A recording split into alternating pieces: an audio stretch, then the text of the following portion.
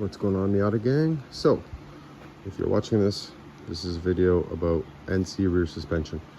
I'm going to give you guys a quick couple tips and tricks to help you guys out with your rear suspension swap on your NC Miata, or if you're upgrading to coilovers or putting lowering springs in. This is all going to apply except the coilover assembly portion. But anyway, so 2006 to 2015 Miata, I believe they're all the same. So take your time disassembling the trunk. There's plastics here and on this side and some carpet and a bunch of clips. And there's also a little metal shroud that covers up the filler neck. So take your time, don't break clips, don't break plastics. Get a little baby, very fine flathead screwdriver and just pry gently. It worked great for me. Put them all in a Ziploc bag. Start with the center plastic and work your way to the sides. It's pretty self-explanatory. Over here, you're gonna unplug something. I think it's something to do with the trunk power, maybe for the key. I have a key logo on my dashboard ever since I unplugged this. So hopefully that goes away once I plug it back in. So you're gonna get two 14mm nuts on the top. That one's very tricky to get to. So what you wanna do is break it loose with a long ratchet, an extension.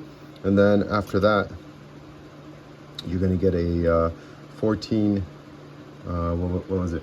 A 14mm ratcheting wrench. And then once you break it clean, or break it loose, then you can reach your hand between this pipe in here, down, and just unscrew it with your finger. So over here on the underside, you can do all that stuff first, okay? On the underside here, there's gonna be a 12mm secret bolt right there. And these are your 14mm. And so the threaded portion of the strut goes up the center, and then you got that little bolt that a lot of people might miss. It's actually not that little, it's that guy right there in the center. So a little trick that I did here that helped me break it clean, or break it loose rather, is you grab a 17 ratcheting and you go like this. So see how that neck is kind of angled away? So you go like this and then hold it straight. Make sure it's seated properly. The last thing you want to do is strip the head of a very hard to access bolt. So take your time, put it on there, and then the trick you want to do when you're in there, I don't know, many people know this, but when you put this guy like this, so like this, and then you go down and you got that extra leverage. Right, so just play around with it. Look it up if you don't know how to do it. You break it clean and then you use your ratcheting 17mm. Work your way there. You're gonna get that side. You're gonna get that side, also 17mm. The lower strut nut is, or bolt is also 17mm. It sits on this sleeve right here. Okay. So the strut slides on here. Okay. So once these two arms are removed, the whole thing has a lot of play, okay? Don't pull it down too much, because you could pop an axle. I did that once on a Toyota Sienna.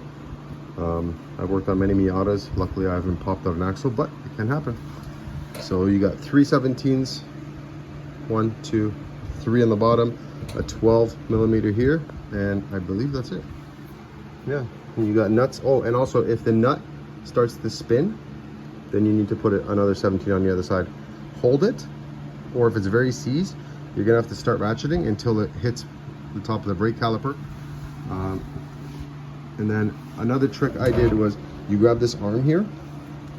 It's kind of hard to see, but do you see how it's opening up here? Right? I'm recording, so I can't really show you, but I'm kind of simulating with my foot. You grab this arm and you twist it this way. So turn it, because it rotates, turn it, and then twist it up. Be very careful not to scratch your paint, but the wheel well on an NC are quite large. So when you turn it this way, you twist it, and it actually opens it up right here. The tricky part is the coil spring gets stuck on that sleeve. So you have to play around with it, wiggle a little bit. But if you can have a second friend, I did this alone, but if you have a friend with you, they can actually take that arm, rotate it, be very careful here, and then that opening gets ever so slightly larger, and you have to clear that sleeve and then if you look at the design of the NC rear suspension, it's got a huge top hat. It's very different than, oh, my coffee spill, very different than a standard. Check that out. See that big cup? So I guess it's just the design of the car.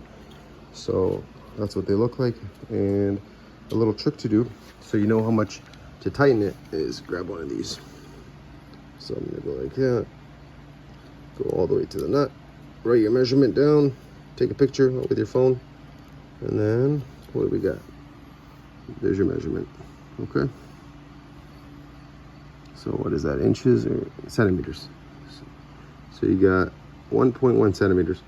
So tighten that until this is exactly 1.1 centimeters. And then if you don't have a professional spring compression tool, you just have to get one of the ones. Oh wait, oh, I thought it was broken. You have to get those ghetto spring compressors that you tighten bit by bit on either side, which is what I'm going to be using. So that's what I'm putting in, Bilsteins, and those are the spring compressors. So you may ask, what's the reason that you're changing them? These are Amazon springs, and I recently bought the car, and the front ride height was excessive. It was even higher than OEM. So I don't know what happened, if it was a manufacturing defect or what, but I'm getting rid of these garbage springs. I'm keeping these top hats for my Bilsteins, and then I'm just gonna throw the other shit out so nobody else has to suffer. And that's what I'm putting in from an NC2 Miata, and these only have like 60,000 miles or 100,000 kilometers. No visible leaks on the fronts or rears. All right, guys, thanks for watching. Good luck with your project. Is there anything else I can talk about? Oh, one more thing. Before you loosen these bolts, and the exposed threads are visible here and here, what I did is I grabbed a little wire brush. I have a smaller one that I was using. I don't know where it is right now. Wire brush as much as you can access, just to prevent any rust getting stuck in the threads, making your life harder. And then after you do that, use some lubricant. I got some extreme pressure lubricant. This stuff is the jam. They call it dielectric spray, but it's corrosion protection and extreme pressure lubricant. This stuff is amazing.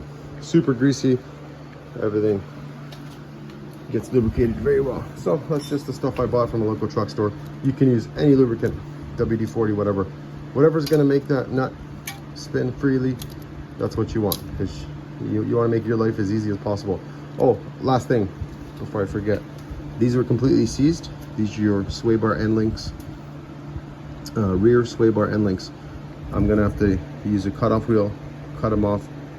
If you get to this situation where they are seized and the little hex bolt in the middle gets stripped or it's rusty, mine were really rusty. I tried my best to clean them up and loosen them. I got them loosened, but they were just stripped. So I said, screw it, I'm gonna buy some tomorrow from the parts store. But you don't even need these to drive the car. So you can complete the rest of your suspension job, finish your install, and then you can put your wheels on. You're good to go to work. These are just for handling, so you're not gonna die if these are not attached. Just put them on when you get them.